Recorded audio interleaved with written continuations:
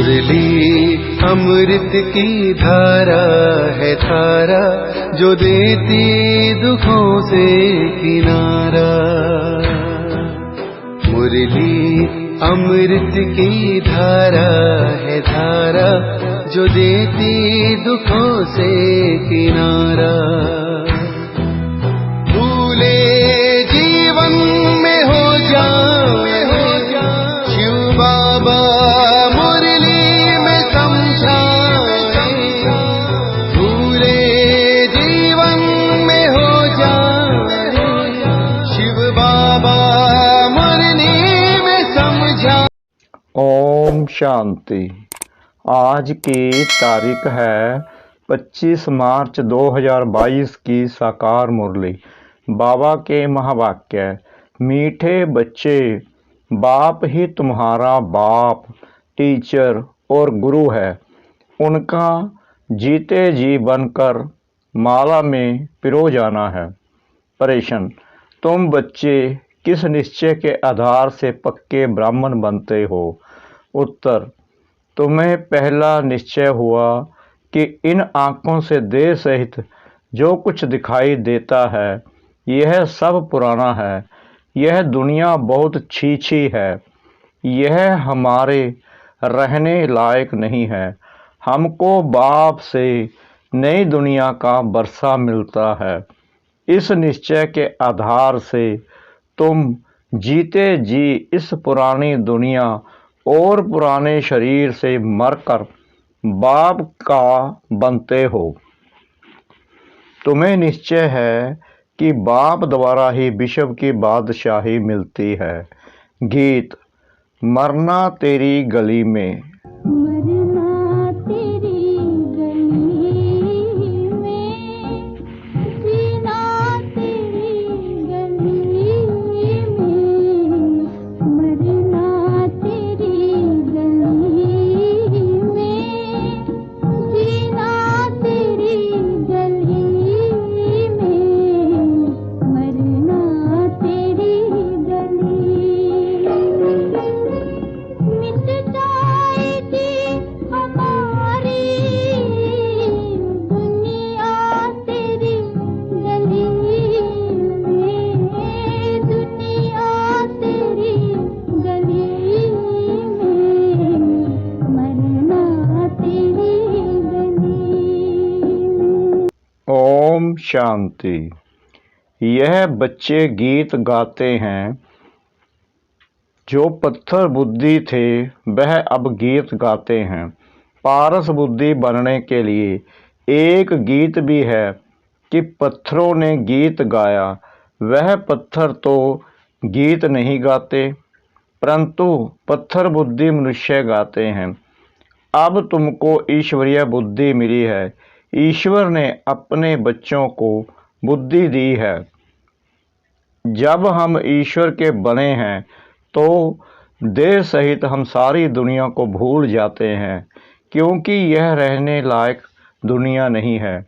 बहुत छी है। इसमें बहुत खिट है। गोरख धंधे हैं।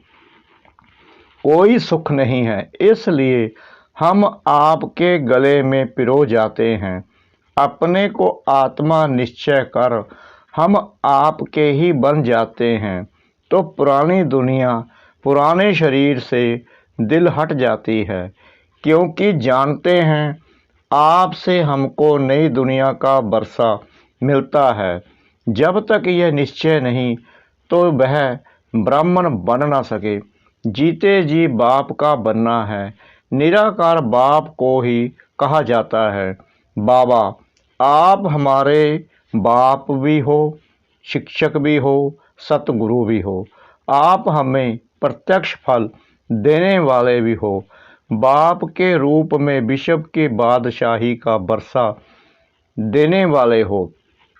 शिक्षक के रूप में सारे ब्रह्मांड और दुनिया के आदि मध्य अंत की नॉलेज देते हो। सतगुरु के रूप में हमें मुक्ति धाम में साथ ले जाएंगे, फिर जीवन मुक्ति में भेज देंगे। कहते भी हैं, हे बाबा, हम आपके साथ ही चलेंगे, आप ही हमारे सच्चे सतगुरु हो। वो गुरु लोग तो साथ नहीं ले जाते, उनको तो मुक्ति जीवन मुक्ति के रास्ते का ही मालूम नहीं है। वह लोग तो बाप को ही सर्वव्यापी कह देते हैं, तो वर्षा कौन देंगे, किसको कहेंगे? ओ गॉड, अभी तुम बच्चे जानते हो हम निराकार शिव बाबा के बने हैं। अब हमारा देह भान टूट गया है, हम आपके डायरेक्शन पर चलते हैं। आप कहते हो देह के संबंध से बुद्धि हटाएं, अपने को आत्मा निश्चय कर मेरे को याद करो। जब आत्मा शरीर से निकल जाती है तो आप मुए मर गई दुनिया, फिर कोई संबंध नहीं रहता। जब तक माँ के गर्भ में प्रवेश ना करे तब तक तुम्हारे लिए कोई दुनिया ही नहीं है। दुनिया से तुम अलग हो। अब बाप कहते हैं बच्चे, तुम जीते जी सब कुछ भूल मेरे बनो, मैं तुमको साथ ले जाऊंगा। यह दुनिया खत्म होने वाली है। देवताएं कब पतित दुनिया में नहीं आते हैं, लक्ष्मी का आह्वान करते हैं तो सफाई आदि बहुत करते हैं, परंतु यह सतयुग थोड़ी है जो लक्ष्मी आवे। फिर नारायण कहाँ से आएगा? भला महालक्ष्मी को चार भुजाएं क्यों देते हैं? कोई यह थोड़ी समझते हैं कि यह दोनों ही हैं। ऐसा तो कोई चित्र बन नहीं सकता जिसको चार भुजा हो, फिर दो मुख देना चाहिए। चार टांगे तो कभी नहीं दिखाएंगे, क्योंकि ऐसा तो मनुष्य कब हो ना सके। यह सब समझाने के लिए है कि यह युगल लक्ष्मी नारायण है। अलग होंगे तो दो भुजा दो टांगे भी होगी। बाप कहते हैं पहले पहले यह निश्चय कराओ कि हमारा बाप टीचर गुरु तीनों ही हैं, वह हम सबको साथ ले जाएगा। उनका कोई चेला चाटी नहीं है जो पिछाड़ी में ज्ञान देगा, बस साथ ले जाएगा। बाप समझाते हैं अब वापस जाना है, क्योंकि नाटक पूरा होता है। बाप कहते हैं सबका सदगति दाता पतित पावन मैं हूँ, कालों का काल हूँ। यह जम घटो आदि का साक्षात्कार होता है, क्योंकि पाप करते हैं तो सजा भी खाते हैं, बाकी जम घट आदि है नहीं। आत्मा एक शरीर छोड़ दूसरा लेती है, गर्भ में सजा मिलती है तो त्राही त्राही करते हैं। अब पहले पहले बच्चों को यह निश्चय करना है कि यही हमारा बाप टीचर सतगुरु है, और एक को ही याद करना है। रचना भी एक होता है, 10 या 100 रचता नहीं है, ना कि 10 दुनियाएं हैं। बच्चे कहते हैं बाबा हम आपके गले का हार बने, फिर हमारी रुद्रमाला बनेगी। इस समय तुम ब्राह्मण पुरुषार्थी हो, तुम्हारी माला नहीं बन सकती, क्योंकि तुम गिरते और चढ़ते हो। तुम जानते हो हम बाबा की माला बन फिर विष्णु की माला बन जाएंगे। पहले पहले आपकी निराकारी माला परम धाम में आएंगे, फिर साकारी माला बन विष्णु लोक में आएंगे। मनुष्य इन बातों को नहीं जानते। बच्चे कहते हैं हम आपके जीते जी बने हैं, नहीं तो साकार मनुष्य साकारी मनुष्यों को एडॉप्ट करते हैं। यहाँ तुम निराकारी आत्माओं को निराकार शिव बाबा एडॉप्ट करते हैं। ब्रह्मा द्वारा कहते हैं हे आत्माएं तुम मेरी हो, ऐसे नहीं कहते हैं साकार तुम मेरे हो। यहाँ निराकार निराकार को कहते हैं मैं आपकी हूँ। बाकी जो एडॉप्ट करते वह शरीर को देखते हैं, अपने को भी आत्मा नहीं समझते। भाई भाई को एडॉप्ट करे तो क्या मिलेगा? यहाँ तो बाप एडॉप्ट करते हैं वर्षा देने के लिए। यह बड़ी गुहा बातें हैं, जो अच्छी रीति पढ़ेंगे उनकी बुद्धि में यह बातें बैठेंगी। निराकार बाप कहते हैं, देह का भान छोड़ मेरे बनो तो मैं तुमको निराकारी दुनिया में साथ ले चलूँगा। श्री कृष्ण की आत्मा को परमात्मा नहीं कह सकते, वह भी 84 जन्म पूरे लेते हैं। लक्ष्मी नारायण की राजधानी चली है, राजा राजा है, रानी रानी है, सबको अपना भिन्न भिन्न पाठ मिला हुआ है। 84 जन्म लेते हैं, एक की बात नहीं, पुनर्जन्म तो सबको लेना है। तुम बच्चों को समझाना है 84 का चक्कर कैसे फिरता है। 84 लाख जन्म कहने से सारी बात बिगड़ जाती है। लाखों वर्ष की बात भी याद ना पड़े, अभी याद पड़ता है। आज भ्रष्टाचारी दुनिया है, कल श्रेष्ठाचारी बनेगी। हम लिख सकते हैं जैसे शास्त्री ने लिखा, हम न्यू इंडिया बनाकर छोड़ेंगे। अब न्यू इंडिया तो होती है न्यू वर्ल्ड में, वहाँ देवता धर्म के सिवाय और कोई धर्म होता ही नहीं। अब तो भारत में अथाह धर्म है, अनेक प्रकारों की टाल टालियाँ हैं, यह सब पिछाड़ी के हो गए। यह भी दिखाया है लक्ष्मी नारायण सो अब ब्रह्मा सरस्वती बने हैं, फिर ब्रह्मा सरस्वती सो लक्ष्मी नारायण बनेंगे। इसलिए दिखाते हैं विष्णु से ब्रह्मा निकला, ब्रह्मा से फिर विष्णु निकला। तुम अब विष्णु के कुल के बन रहे हो। खुशी का पारा उनको चढ़ेगा जो अच्छी रीति समझते हैं कि बरोबर अब नाटक पूरा होने वाला है। नाटक कहने से आदि मध्य अंत सब याद आ जाता है। तुम्हारे पास जो समझू सियाने होंगे उनको बेहद के ड्रामा की याद रहेगी। पहले सूर्यवंशी चंद्रवंशी राज्य हुआ, फिर बाहर वाले आए वेश्यावंशी शूद्रवंशी बने। हम आत्माओं ने ऐसे 84 जन्म लिए, यह भी बहुतों को याद नहीं पड़ता। ड्रामा के आदि मध्य अंत का ज्ञान होना चाहिए। यह है 5000 वर्ष का नाटक, यह बुद्धि में रहना चाहिए। आत्मा कितनी छोटी है, 84 जन्मों का पाठ बजाती है। परमात्मा भी कितना छोटा है, वह भी पाठ बजाने के लिए बांधा हुआ है, ड्रामा के वश है। संगम होगा तो उनके पाठ बजाने का टाइम इमर्ज होगा। शास्त्रों में फिर लिख दिया है, भगवान को संकल्प उठा कि नई सृष्टि रचूं, परंतु लिखा ऐसा है जो कोई समझ ना सके। वह सब है पास्ट की बातें। तुम तो प्रैक्टिकल पार्ट बजा रहे हो।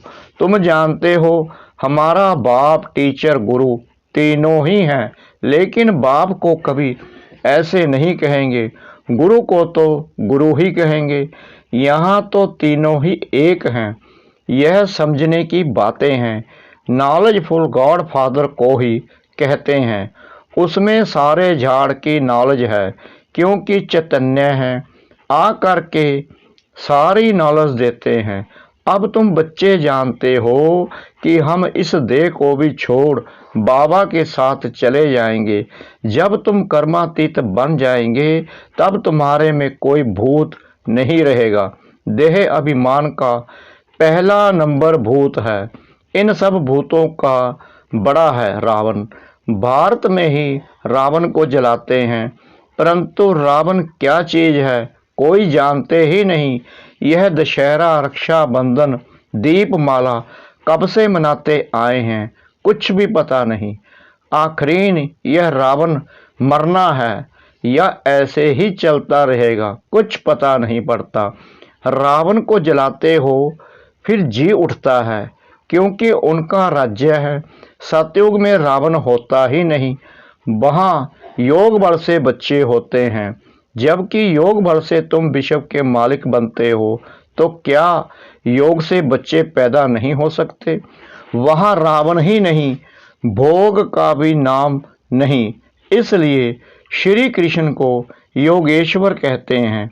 वह संपूर्ण निर्विकारी है। योगी कभी भोग यानी विकार नहीं करते। अगर भोगी बने तो फिर योग सिद्ध न हो। अब तुम योग सीख रहे हो। भोगी बनने से अथवा विकार में जाने से योग लग न सके। तुम बच्चों को बाप, टीचर, सतगुरु तीनों का इकट्ठा वर्षा मिलता है। सतगुरु सबको साथ ले जाते हैं। ले तो सबको जाएंगे, परंतु तुम गले का हार बनते हो।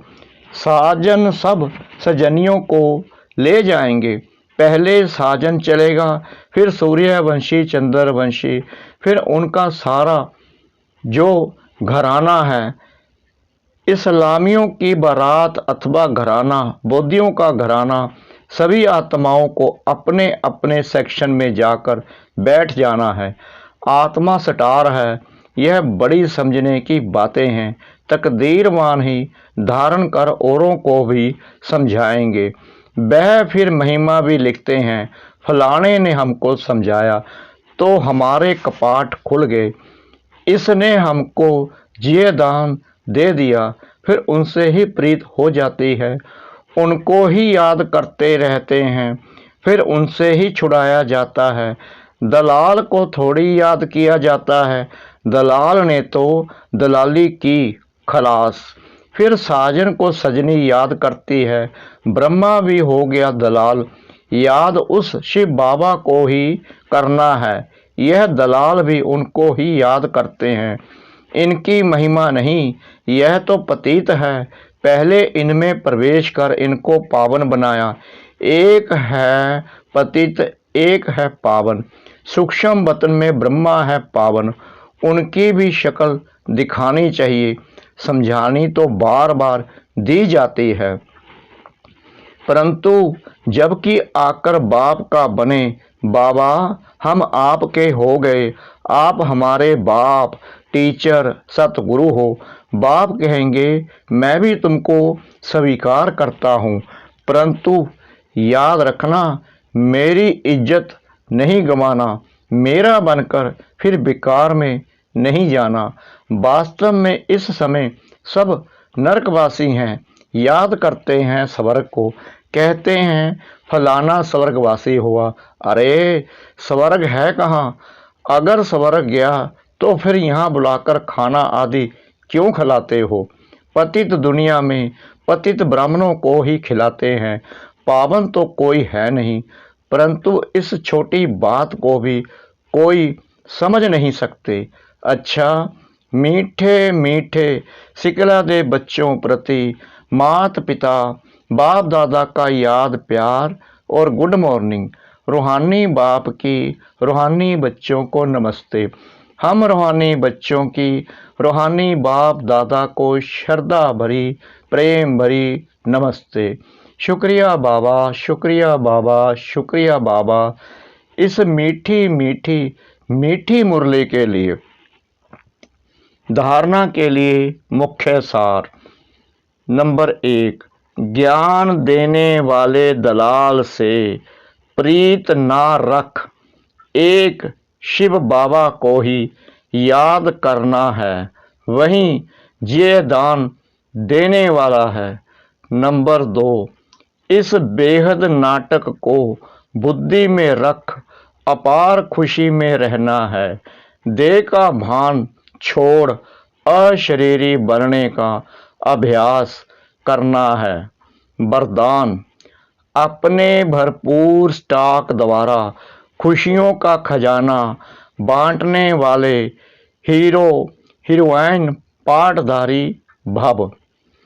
अपने भरपूर स्टॉक द्वारा खुशियों का खजाना बांटने वाले हीरो हीरोइन पाठधारी भव। संगम युगी ब्राह्मण आत्माओं का कर्तव्य है सदा खुश रहना और खुशी बांटना, लेकिन इसके लिए खजाना भरपूर चाहिए। अभी जैसा नाजुक समय नज़दीक आता जाएगा, वैसे अनेक आत्माएं आपसे थोड़े समय की खुशी की मांगनी करने के लिए आएगी, तो इतनी सेवा करनी है जो कोई भी खाली हाथ नहीं जाए।